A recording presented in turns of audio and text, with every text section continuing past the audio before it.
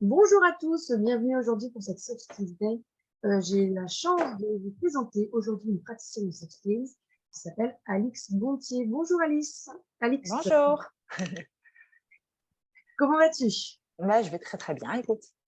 Écoute, je suis très contente de t'avoir. Est-ce que tu peux nous dire Merci de me recevoir. euh, dans quelle promo de praticien en Soft Skills tu étais? Alors, moi, j'étais dans la promotion qui a commencé en novembre 2021.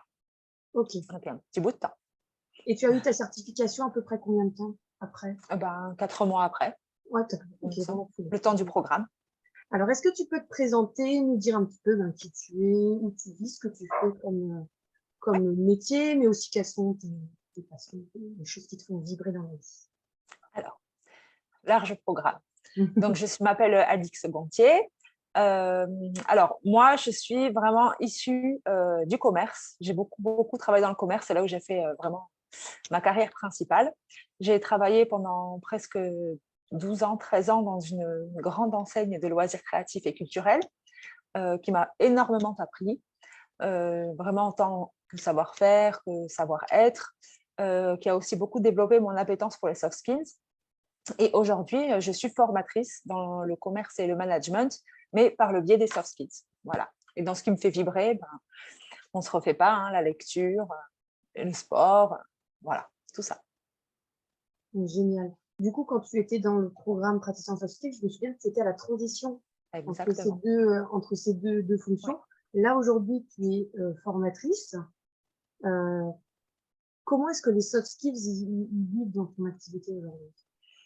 Alors, déjà, effectivement, comme tu le dis, quand j'ai commencé le programme praticien soft skills, j'avais comme projet, comme son nom l'indique, en état de projet, hein, de faire une reconversion professionnelle, justement, en tant que formatrice, et deuxièmement, au niveau des soft skills, parce que quand on est dans le commerce, on se rend compte quand même que les soft skills sont présents, mais pourraient être énormément développés. Et je trouve que c'est justement quelque chose qui était vraiment sous-développé à cet instant-là. Et je me suis dit, voilà, il y a quelque chose à faire. Et je me sentais, moi, de le faire. Quand j'ai commencé le programme praticien, effectivement, on nous demande d'agir, d'avoir un projet dans lequel on développe des soft skills. Et c'est à ce moment-là que je me suis dit, quel serait mon plus grand projet pour développer un maximum de soft skills que celui de la reconversion professionnelle. Donc, j'ai décidé de prendre ça comme exemple. Et c'est pour ça que du coup, le programme praticien m'a énormément aidée. Tu me demandais à quel soft skill j'avais dû faire appel. Beaucoup de soft skills, forcément, puisque la grande force des soft skills, c'est que c'est transversal. Mais en premier, je dirais vraiment l'audace, parce que il faut remettre un petit peu les choses dans le contexte, hein. Déjà, c'était la fin de toute la période sanitaire Covid qui était très, très compliquée. Ensuite, j'étais dans un métier où je me sentais très bien. J'étais vraiment dans ma zone de confort. J'adorais mon travail, j'avais un salaire, j'avais une équipe merveilleuse. Donc vraiment, je partais pas du tout parce que j'étais pas bien, en fait. Et puis après, je reste quand même au niveau perso la française moyenne, hein. C'est-à-dire que j'ai un crédit maison, j'ai des enfants. Donc changer de carrière comme ça, c'est toujours, voilà, c'est une incertitude. On perd un salaire, on ne sait pas trop ce qui va se passer par la suite. Et donc du coup, le programme praticien m'a aidé à travailler cette audace, mais aussi pas mal de choses comme l'autodiscipline aussi, hein, parce que formatrice, c'est beaucoup travailler à la maison. Et ça demande quand même une vraie compétence que vraiment de se concentrer sur un projet à la fois, histoire d'avancer dans ce fameux projet et d'atteindre ses objectifs. Euh, je dirais aussi l'intelligence situationnelle, parce que quand on est manager, on sait très bien que l'adaptabilité est extrêmement importante, mais dans la formation, c'est selon moi encore plus le cas, puisque en fait, pour moi, une formation peut vraiment être pertinente et efficace quand tu t'adaptes à ton public. Donc, ça. Et puis, celui que j'ai le plus développé, dont je pense être le plus fière, parce qu'en commençant le programme Soft Skills, c'est celle dont je me sentais vraiment le plus dénuée, c'est ce qu'on appelle l'intelligence émotionnelle et l'empathie. Parce qu'effectivement, quand tu fais des modules comme moi sur la gestion du stress ou sur la gestion de la charge mentale, forcément, tu fais un peu appel au perso, à des problèmes personnels, etc., dont on vient te parler, auxquels tu n'es pas censé trouver des solutions, mais quand même aider les personnes à trouver des solutions. Et pour le coup, l'empathie et la bienveillance sont essentielles. Comment est-ce que tu as développé, par exemple, je pense à l'audace que tu as cité en premier, qu'est-ce que tu as mis en place pour développer l'audace? Alors, déjà, la première chose, c'est se calmer. Prendre du temps, se poser, réfléchir, voilà, pas foncer droit dans le but comme ça. Et puis, tout à l'heure, avant de commencer la vidéo, tu me demandais qui j'avais modélisé. Donc, moi, j'ai choisi de modéliser du coup Olympe de Gouges, qui est quelqu'un que j'admire énormément. Et non seulement pour tout ce qu'elle a fait, mais aussi pour toutes les soft skills dont elle fait preuve et que moi, je me suis dit que j'aimerais avoir comme soft skills en tant que femme, aussi bien au niveau perso qu'au niveau pro. Alors, je me lance dans la modélisation pour le coup. Mais c'est vrai que elle, on parlait d'audace tout à l'heure, du coup. L'audace, c'est vrai que c'est quand même pour moi sa soft skills numéro 1, puisque pour remettre un petit peu dans le contexte, femme du XVIIIe siècle, où la place de la femme était quand même pas particulièrement développée. Et c'est quand même une femme qui a fait énormément, que ce soit pour le féminisme, pour le travail sur tout ce qui était l'esclavage, pour le droit des citoyens, etc. Dans un contexte du XVIIIe siècle, encore une fois, où la place de la femme n'était pas vraiment proéminente, elle a dû faire, du coup, je pense, preuve d'énormément d'audace. Et comme c'est un modèle, je me suis dit, voilà, c'est vrai que s'il y a une femme du XVIIIe siècle qui arrive à faire autant, moi, juste avec ma petite conversion professionnelle, ça devrait aller. C'est super intéressant. Je suis aussi passionnée par Olympe de Gouges. Comment est-ce qu'on fait pour modéliser une personne qui n'existe plus, mais surtout qui existait avant, avant YouTube, avant les podcasts, avant. Comment est-ce que tu as fait pour faire des recherches sur elle? Comment est-ce que tu as procédé par rapport à cette modélisation? Alors, si tu m'avais demandé de modéliser Olympe de Gouges et que je n'y connaissais rien, je pense que ça n'aurait pas été aussi pertinent que le fait que ce soit quelqu'un que j'admire vraiment depuis longtemps, dont j'ai lu des ouvrages, que j'ai, bien sûr, dont j'ai entendu parler à l'école comme tout le monde, mais voilà, c'est quelqu'un qui, moi, m'a vraiment passionnée. Donc, comme je t'ai dit, j'ai lu des ouvrages. Il y a pas mal de choses aussi sur elle, tu sais, il y a des BD qui sont sortis, enfin, j'ai tout lu, forcément, puisque je suis vraiment très passionnée. Je pense que dans le programme praticien, on nous apprend à modéliser des personnes. On te donne en fait une technique, donc tu as la technique pour le faire. En revanche, clairement, les modélisations que moi je fais sont beaucoup plus pertinentes et, et efficaces, on va dire, quand c'est quelqu'un que je connais et particulièrement que j'admire. Effectivement, quand tu n'as pas YouTube, tu n'as presque aucun support pour modéliser la personne, je pense qu'il faut quand même faut quand même la connaître depuis un petit moment, quoi. Et dans ce module-là, on vous demande de mettre un petit peu du quotidien ou de l'environnement de cette personne. Comment est-ce que tu as fait avec Olympe de Gouges? Alors, à part les livres, vraiment, c'était très compliqué. Donc, moi, j'ai les livres dans ma bibliothèque, on ne voit pas derrière parce que le fond est flou, mais j'ai bien les livres. J'en ai que certains sur ma table de chevet, donc je les ai dans mon salon et dans ma chambre. Et puis voilà, elle est dans mon fond d'écran aussi. Ah, tu l'as mise dans ton fond d'écran, en fait? Oui, alors tu sais, Dans j'ai ton une espèce de, ordinateur. comment ça s'appelle, de gravure, là, tu sais, de peinture. Génial. Donc du coup, elle est dans mon fond d'écran. Quand j'allume mon écran, je la vois, je me dis, allez, hop, aujourd'hui, on se concentre sur ça, sur ça, sur ça. Voilà. Ouais, donc c'est un vrai ancrage visuel, ça. C'est vraiment Oui, une oui, super oui. Moi, technique je suis fan aussi. de mettre la personne qu'on modélise ou la personne qui existe ou son projet dans son fond d'écran pour y penser tous les jours, en fait. C'est un peu comme un mentor, en fait, on va dire, tu vois, même si je ne l'ai jamais connu forcément. Mais voilà, c'est quand même quelqu'un où je me dis, c'est un vrai exemple à suivre. Génial. Du coup, est-ce que au-delà de l'audace, tu as mis en place des habitudes pour développer les soft skills dont tu avais besoin pour ton projet de reconversion?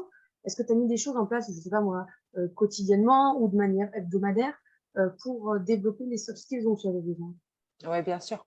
Alors, outre le fait que tout ce qui est, tu sais, on nous apprend tout ce qui est sensoriel, etc., à mettre en place. Moi, la chose que j'ai le plus retenue, c'est, alors je ne veux pas spoiler le programme praticien, mais c'est vraiment la méthode Viper, en fait, qui t'aide vraiment à atteindre tes objectifs et à passer à l'action. Donc, j'en dis pas plus non plus, mais c'est quand même quelque chose qui est quand même applicable, aussi bien dans le pro que dans le perso. Donc, c'est vrai que dès que j'ai quelque chose qui me semble un peu gros, ou même juste un projet juste à mettre en place, où je saurais très bien faire, pour être plus efficace, cette méthode, elle m'aide énormément. Du coup, tu fais des Vipers quand tu as besoin de te lancer dans un projet pour essayer de voir déjà si tu ne penses pas et après de voir quelle méthodologie tu mets en place pour ton projet. Oui, parce que c'est ce qu'on disait tout à l'heure, tu vois, le fait de se poser avant un projet. dans ma tête, je me dis, ah oui, je vais faire comme ça, comme ça, comme ça. Puis le fait de se poser avec la méthode Viper, tu te dis, ah oui, peut-être que si j'avais fait ça, ça aurait peut-être été contre-productif et j'aurais perdu du temps. Tu vois, la méthode Viper, elle te permet quand même déjà de bien ordonner tes pensées, de gérer tes priorités, et puis justement, de voir comment tu passes à l'action et de quelle manière tu abordes le fait de passer à l'action pour le coup. Et comment est-ce que tu fais une fois que tu as atteint ton objectif pour faire un bilan? Est-ce que tu as mis en place des choses pour justement qualifier ou quantifier enfin, bon, si c'est un taux de réussite ou si c'est tirer des leçons peut-être de ce que tu as vécu pour améliorer le processus en fait? Alors, en fait, moi, je vais être plutôt la team verre à moitié vide. C'est-à-dire qu'en fait, quand j'ai fait un projet, bon, moi, je note beaucoup. Hein, tu vois, j'ai toujours des carnets là autour de moi. J'écris énormément. Et j'écris souvent, tu vois, comment dire, aux différentes étapes de mes projets. J'écris beaucoup. Et à la fin, encore une fois, je me pose. Et ça, en fait, je dis beaucoup, je me pose, mais c'est quelque chose qui est très important pour moi parce que moi, je suis quelqu'un qui va aller très, très vite.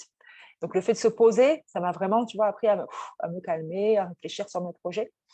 Et en fait, je fais toujours un bilan par rapport à tout ce que j'ai pu noter en me disant, tu sais, ce qu'il faut améliorer, ce qu'il faut retenir, ce qu'il faut garder, etc. Génial. Et c'est avec ça que tu prends la décision de te lancer dans quelque chose d'autre ou pas, quoi. De me lancer dans quelque chose d'autre, mais de manière plus efficace que ce que j'aurais pu faire auparavant. Amélioration continue, quoi. Exactement. Ouais, génial. Euh, est-ce que, est-ce qu'il y a des choses que tu as vraiment découvert, des choses que tu ne faisais pas du tout avant le programme Praticien Soft Skills et qui maintenant sont devenues des automatismes dans ta vie, des choses que tu as vraiment mis en place dans ton quotidien? Oui, complètement. La première chose, déjà, je dois dire, la première chose que j'ai apprise dans le praticien soft skills, c'est en fait que tu peux acquérir des soft skills. Moi, je suis arrivée dans le programme praticien avec mes certitudes. Les soft skills, je les pratiquais déjà, hein, mais j'avais vraiment la certitude qu'en fait, tes soft skills, c'est comment dire, un matériel un peu brut que tu apprends à développer. En revanche, du coup, avec Jérôme et toi et les autres praticiens, c'est vrai que j'ai appris qu'on pouvait apprendre à utiliser ces compétences. Je vais prendre un exemple tout bête, l'empathie. Moi, je me considérais pas du tout comme quelqu'un d'empathique, en fait. Et au fur et à mesure des discussions avec les personnes, quand tu sais, on doit parler d'un projet qui t'a posé difficulté, etc. Et en fait, on m'a dit, mais en fait, Alix, là, tu as fait preuve d'empathie, donc ça veut dire que c'est quand même quelque chose que tu peux développer. Je dis, ah oui, effectivement, j'ai fait preuve d'empathie, je ne savais pas. Donc voilà, ça fait vraiment, c'est une des choses que j'ai le plus découvert en termes de praticien, enfin qui m'a le plus marqué, on va dire. Et la deuxième chose, et ça c'est encore quelque chose dont je me sers tous les jours en formation, c'est une vraie méthode pour développer tes soft skills. Développer tous les jours, que ce soit dans le pro, dans le perso, pour toi ou pour d'autres personnes. Voilà, c'est vraiment une méthode sur tout le long de la formation que tu apprends, que tu développes, que tu vois avec différentes notions, que tu adaptes un peu à ta personnalité aussi forcément. Mais voilà, c'est la deuxième chose vraiment que j'ai apprise. Et après, juste, je veux aussi dire que voilà, pour moi, le praticien, ça a aussi été une très, très belle rencontre avec les autres praticiens du coup, qui étaient avec moi, qui sont des personnes vraiment issues d'horizons très différents, qui a fait justement la richesse de ce praticien, je pense, qui avait enfin qui ont toujours une intelligence vraie, une vraie intelligence, une vraie bienveillance par rapport aux autres personnes. C'est vraiment la manière voilà, de discuter avec les personnes très décomplexées, très, voilà, encore une fois, dans la bienveillance, etc. Et quand je parle des praticiens, je parle bien sûr de Jérôme et toi aussi, hein, qui avait été vraiment très, très, très bienveillant, très à l'écoute et qui nous avait quand même donné un peu l'énergie, on va dire, pour passer les obstacles et relever des défis. Merci beaucoup, ça me touche beaucoup. Je t'en prie, ça fait du cœur. Tu parles du groupe. C'est vrai que dans le programme Praticien Soft Skills, on est une petite équipe. Il y a un petit groupe de praticiens. On embarque à bord de la fusée au maximum une quinzaine de personnes. Au sein de ce petit groupe, on crée des sous-groupes. On vous met en mastermind. Dans ces sous-groupes, tu crées des liens forcément un peu plus intenses parce que ces personnes-là, tu les vois plus régulièrement, c'est ça? Vous vous voyez tous les combien à peu près? On se voit tous les 15 jours parce que bon, on a tous des emplois du temps un peu compliqués, mais on n'a pas raté un seul rendez-vous. On a toujours réussi à se trouver un moment. On parlait bien sûr de ce qu'on devait mettre en place, puisqu'on avait des choses à mettre en place, des étapes à franchir, mais on parlait aussi du perso, des choses qui on faisait un petit bilan en fait. Depuis 15 jours, qu'est-ce que tu as mis en place? Moi, j'ai utilisé ça comme soft skills. Ah oui, c'est une bonne idée, je retiens. Voilà. C'est vraiment l'échange aussi qui fait la force, je pense, de ce praticien, clairement. C'est vraiment une formation autour de l'humain, hein. C'est clair que Oui, pour nous, c'était clairement. indispensable de vous mettre Oui, en parce équipe que aussi.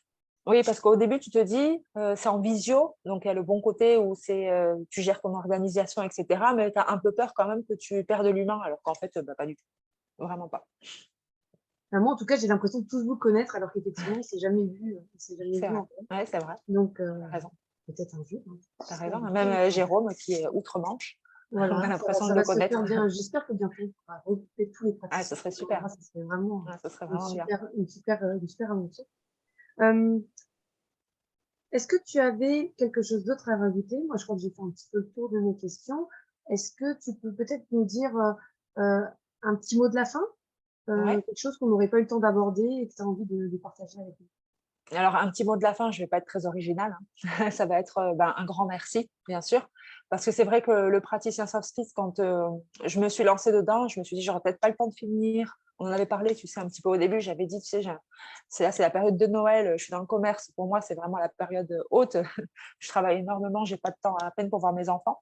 Et puis, en fait, tu m'as beaucoup rassurée par rapport à ça en me disant, fais-le à ton rythme, ne t'inquiète pas. Nous, on est là. Même si ça doit durer plus longtemps, c'est pas grave. Et pour le coup, tu vois, j'ai réussi à le terminer en temps et en heure. Donc, vraiment, un grand merci. Aussi bien pour, donc encore une fois, c'est ce que je vous disais à Jérôme et à toi, pour nous avoir un peu donné un coup de pied aux fesses pour certains projets. Moi, en l'occurrence, ma reconversion professionnelle, c'est quand même, je pense, pas rien, que voilà, j'attribue vraiment le succès aussi aux praticiens soft skills. Et puis, encore une fois, pour l'écoute, pour la manière de faire, puis plus généralement pour développer les soft skills quand même, puisque c'est quand même un peu la passion qui nous anime tous. Et voilà, je pense que c'est quelque chose encore qui reste, qu'on doit encore beaucoup développer, les soft skills. Moi, particulièrement dans mon domaine, le commerce et le management, c'est assez difficile à mettre en place. Mais les gens sont de plus en plus ouverts, donc il y a la petite lumière, tu sais, au bout du chemin. Donc vraiment, voilà, merci pour ça. Et puis, encore une fois, aux praticiens, pardon, je dois ma reconversion professionnelle, mais aussi là, j'ai des très beaux projets qui arrivent autour des soft skills. Alors, je ne peux pas trop en parler parce que, comme le nom l'indique, c'est un projet, mais j'ai par exemple des ateliers autour des soft skills avec un grand groupe, un grand groupe français qui en a bien besoin. Et puis aussi, j'ai l'intégration des soft skills dans un projet citoyen. Donc, voilà, c'est vraiment deux projets qui me tiennent vraiment à cœur et je suis très, très contente de pouvoir les développer et je pense que je n'aurais pas été aussi efficace et pertinente si je n'avais pas eu ce praticien. En fait, ça a été un peu un accélérateur de ton Oui, projet. complètement. Ça t'a Complètement. fait gagner, ça t'a fait gagner du temps. Ouais, ça a été un accélérateur dans le temps, mais ça a aussi été un accélérateur dans mon efficacité, parce que ça m'a donné vraiment une vraie méthode qui me fait gagner énormément de temps. Et voilà, quand je suis face à des personnes, j'ai l'air beaucoup plus pro quand je parle des soft skills. En fait, c'est ce qui est vraiment intéressant dans le programme, c'est qu'on va vous donner des outils. Il y a des outils qui sont dans le programme Praticien Soft Skills et que vous allez les mettre immédiatement au service de votre projet. Donc, vous allez à Exactement. la fois découvrir des outils, voir s'ils vous conviennent, les réadapter à vous, mais surtout faire en sorte que ces outils servent directement votre projet. Donc, effectivement, vous allez vous avancer plus vite complètement. Oui, parce qu'en fait, c'est vrai que ça reste théorique à la base, mais dans le praticien, on nous apprend à l'adapter à notre projet, à notre perso, mais aussi à vraiment adapter la méthode par rapport à la manière dont tu réfléchis ou à la manière dont tu agis. Donc, ça reste quand même, tu t'appropries vraiment cette méthode. Et je pense que c'est ça aussi qui fait que c'est efficace, pour le coup. Dans le programme Praticien Soft Skills, on vous demande de réaliser un challenge qui est d'aller réaliser une interview. Toi, tu t'es vraiment pris au jeu de l'interview parce que Ouais. tu as déjà contribué de nombreuses fois pour Soft Skills Magazine. Est-ce que tu pensais être quelqu'un qui était capable d'interviewer des gens et d'en faire des articles? Alors, je pensais que j'étais capable, parce que quand j'étais toute petite, je voulais être journaliste. Bon, il y a très longtemps, hein, c'était le siècle dernier. Mais être à l'aise avec quelqu'un avec qui tu parles, tu sais, un peu avoir peur que la personne ne réponde que par quelques mots et que tu doives relancer, tout ça, l'interaction, en fait. C'est toujours un peu stressant la première fois. Et puis, en fait, moi, j'ai décidé de mener mes interviews, pas avec des questions, mais vraiment comme un entretien. Et d'ailleurs, quand je demande aux personnes, quand j'envoie des mails, je dis c'est un entretien. Voilà, ce ne sera pas une interview avec des questions, des réponses. Non, c'est un entretien, ce sera une discussion. Et, et du coup, bah oui, comme tu le dis, hein, j'ai adoré, hein, parce que du coup, moi, j'ai commencé avec Alexandre Jardin, du coup, sur un interview sur la créativité, un entretien sur la créativité, qui a été merveilleux. Je pense que l'entretien est super aussi. Je le relis de temps en temps parce que ça fait du bien de le relire un peu avec du recul. Et je trouve qu'il est vraiment très bien, sans vouloir me lancer des fleurs. C'est vraiment dû à Alexandre Jardin. Et puis après, je me suis prise au jeu, comme tu dis, parce que j'ai la chance qu'avec le Soft Skills Magazine, vous me laissiez être une contributrice régulière.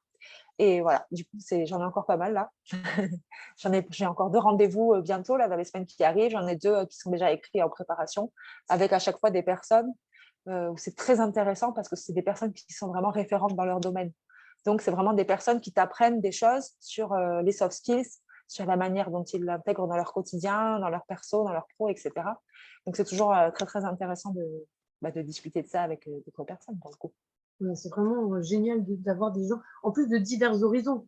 Il y a effectivement Complètement. des auteurs, mais aussi des sportifs, des Oui, cuisiniers, des oui, musiciens, des des managers, de tout. entrepreneurs, voilà, toutes Mm, sortes de personnes qui ont des choses à apprendre à mes lecteurs et qui ont développé des soft skills qui peuvent nous inspirer. exactement. Alix, Et où est-ce même que des les fois sans gens, le savoir. bah oui, bien souvent, le mot soft skills, ils le connaissent même souvent pas Oui, c'est vrai. quand on les interviewe, mais effectivement, ils sont passionnants à rencontrer. Et est-ce que toi, tu peux nous dire un petit peu où est-ce que les gens ils peuvent te retrouver? Est-ce que tu as un site web, un réseau social où tu es présente, où ils peuvent te suivre? Oui, oui, bien sûr. Alors, moi, j'ai créé mon organisme de formation, du coup, qui s'appelle Agon Formation. Donc, c'est AGON, formation comme la formation.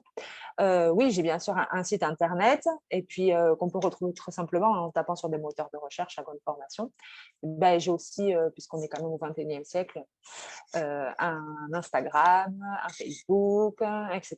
Et puis, j'ai aussi le blog où on peut retrouver, du coup, où j'ai des liens vers le magazine Soft Skills, pour le coup. Ah bah génial. Eh bien, écoute, merci beaucoup à toi d'avoir répondu à mes questions aujourd'hui. C'était vraiment un plaisir d'échanger avec toi. Merci à toi pour Et l'entretien. puis, je te dis à très bientôt, du coup, dans Soft Skills Mag. Exactement. Les gens qui vont visionner cette vidéo vont aussi pouvoir te retrouver dans Soft Skills Mag. Et puis, je vous dis une très bonne journée. À très bientôt. Merci beaucoup, Alix. Belle Merci, au revoir journée. Au Morgane. revoir. À bientôt.